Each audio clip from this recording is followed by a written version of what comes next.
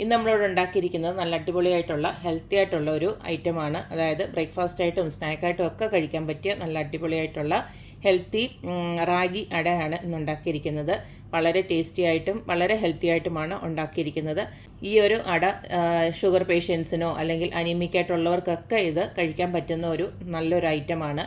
അപ്പോൾ നമുക്ക് ഈ ഒരു റെസിപ്പി എങ്ങനെയാണ് ഉണ്ടാക്കുന്നതെന്ന് നോക്കിയിട്ട് വരാം. റാഗി ഇലയുടെ ഉണ്ടാക്കാനായിട്ട് ഇതുപോലക്ക് റോസ്റ്റഡ് റാഗി പൗഡർ, അതായത് ഇടിയപ്പത്തിനൊക്കെ നമ്മൾ എടുക്കുന്ന റോസ്റ്റഡ് റാഗി പൗഡർ ഇല്ലേ, അതിവിടെ ഇതുപോലക്ക് വാങ്ങിക്കാൻ കിട്ടും പാക്കറ്റിൽ തന്നെ. അതേൽ നമുക്ക് ആവശ്യമുള്ള അത്രയും എടുക്കുക. ഇനി ഇതിലേക്ക് നമുക്ക് ആവശ്യത്തിനുള്ള ഉപ്പൊന്ന് ഇട്ട് കൊടുക്കുക. എന്നിട്ട് നല്ല ചൂട് വെള്ളം ഒഴിച്ച് നമുക്കിതൊന്ന് കുഴച്ചെടുക്കണം.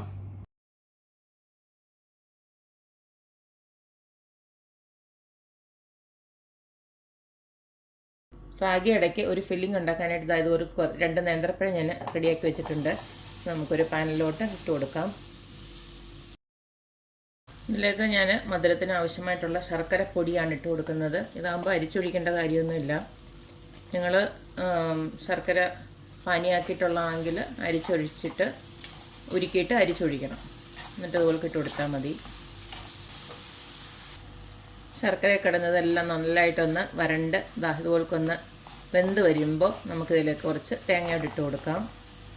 തേങ്ങയുടേതും ശർക്കരയുടേതും അളവൊന്നും ഞാൻ പ്രത്യേകം പറയുന്നില്ല, അതൊക്കെ നിങ്ങളുടെ ഇഷ്ടത്തിനനുസരിച്ചിട്ട് ഇട്ട് കൊടുക്കണം. ഇതിലേക്ക് നിങ്ങൾക്ക് എന്തെങ്കിലും ഏലക്കാപ്പൊടിയൊക്കെ വേണമെങ്കിൽ അതും വേണമെങ്കിൽ ഇട്ട് കൊടുക്കാം.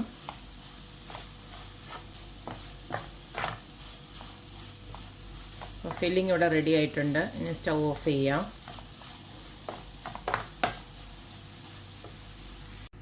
ഇനി നമ്മുടെ റാഗി അട നമുക്ക് എല്ലാം പരത്തി ഇതിനകത്തോട്ട് വെച്ച് കൊടുക്കാം.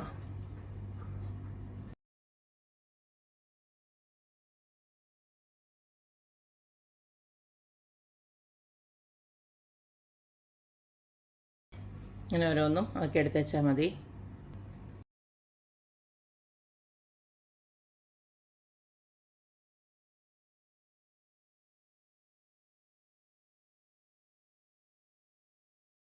അപ്പോൾ ഞാനിതുപോലൊക്കെ എല്ലാം റെഡിയാക്കി വെച്ചിട്ടുണ്ട്. ഇതൊരെട്ടെണ്ണം ഉണ്ട്. നമ്മളെടുത്ത പൊടിക്ക് 8 ഇലയപ്പം ഇതുപോലൊക്കെ ഉണ്ടാക്കാൻ പറ്റും.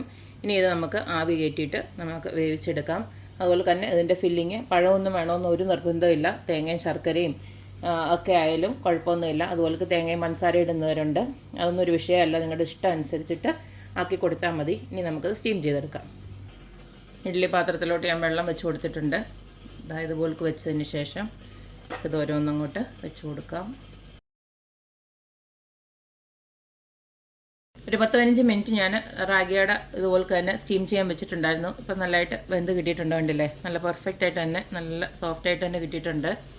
ഇപ്പം നമുക്ക് സ്റ്റവ് ഓഫ് ചെയ്യാം. അപ്പോൾ എല്ലാവരും ഇതുപോലൊക്കെ റാഗിയുടെ പൊടിയൊക്കെ വാങ്ങിച്ചിട്ട് ഇതുപോലൊക്കെ ഉണ്ടാക്കിയാൽ നല്ല അടിപൊളി ഹെൽത്തി ആയിട്ടുള്ള ബ്രേക്ക്ഫാസ്റ്റോ സ്നാക്കായിട്ടൊക്കെ കഴിക്കാവുന്ന ഒരു ഐറ്റമാണ് ഈ ഒരു ഇലയട എന്ന് പറയുന്നത്.